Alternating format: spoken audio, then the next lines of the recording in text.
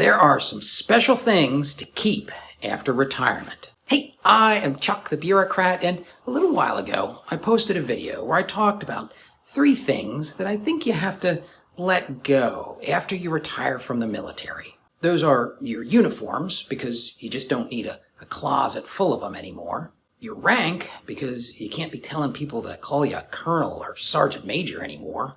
And your branch of service, because we're all veterans now. And, as usually happens, the community had some really insightful comments about the things that you should keep. In fact, I should probably clarify what I meant by let go. I do not mean that you should throw your uniforms or your rank or your service in the trash and just abandon them forever. It's a lot more like, you remember that special stuffed animal or security blanket you had when you were little? And how at a certain point in your life, you just let it go. You stopped taking it everywhere with you, and you stopped panicking when you didn't have it with you. But you didn't just throw it away. In fact, I'm pretty sure there's some grizzled old command sergeant major that has that treasured stuffed animal, hidden away in some closet somewhere. The same thing goes for some aspects of your military service. I mean, they were a major part of your life, and they shaped who you are today. And with that in mind, there are a couple of elements of your military life that you should expect to keep. You might even try to keep them. I'm going to start with tangible stuff, and particularly small things. Coins, ribbons, awards, rank insignia.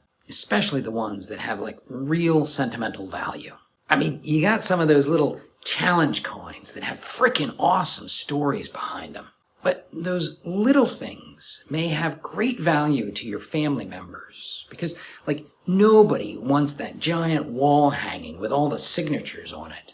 But Granddad's second lieutenant rank? Trust me, sooner or later, somebody is going to want that. The next thing to keep is people.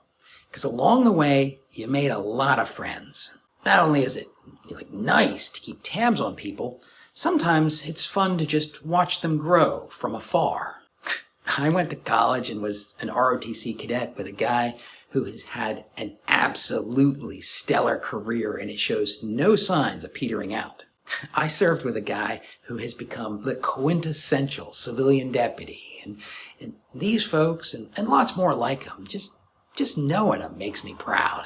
And maybe on this point about people, we can start to shift from the tangible to the philosophical. You see, sometimes the people you hold in your military heart, they're not just the people that you served with, but they're the people who are serving today. You were a soldier once and young, and you learned how much it meant to get that bear hug from that anonymous biker dude when you came home from deployment.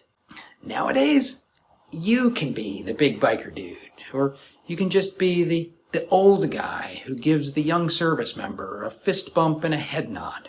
Now, getting a little more philosophical, you also have your memories of your military service. And yeah, there's that nostalgic glow about the time Sergeant Hansen led the class on astronomy for field artillery under the crisp Alaskan sky. Probably a little too nostalgic. I mean, you forget how frickin' cold it was and the real reason he was doing that class. But when it comes to memories, I would suggest that it's not just the good ones that are worth keeping. In fact, I know that some of you are carrying around truly burdensome memories, horrific images that you can't let go of even if you want to. And it's probably not my place to say this, but one of the values of those memories is the connection that it gives you to the future men and women who are going to have similar experiences. There is a small group of people who truly know what military service demands.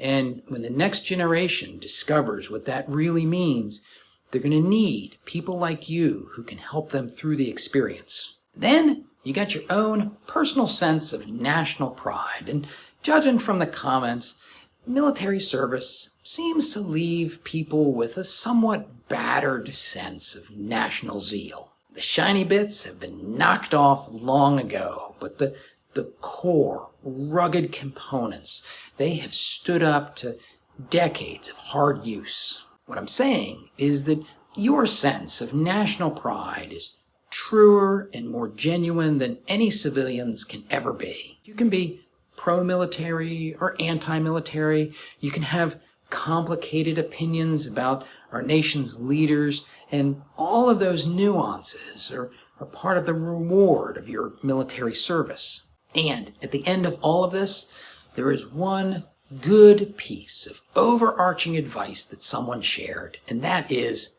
to each their own.